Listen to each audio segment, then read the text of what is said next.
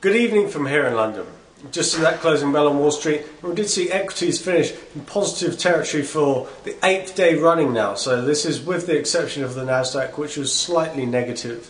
So earlier overnight we had seen some weakness in the equity futures, but following a slightly disappointing US GDP figure, although not as disappointing as some analysts were predicting. They were predicting around the 1.1% level, US GDP figure coming in at 1.8.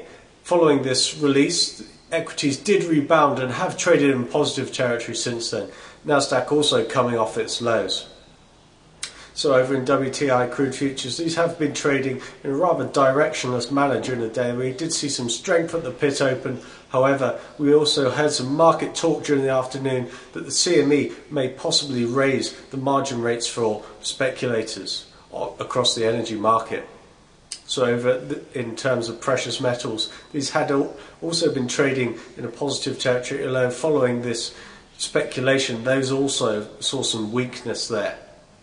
So looking at fixed income, we did have a 7-year note auction. This was very weak. We had a real drop in demand from the indirect bidders and allotment at high, so a real spreading of the tail there. So very poor. We did see 10-year futures drop around 12 ticks following this auction.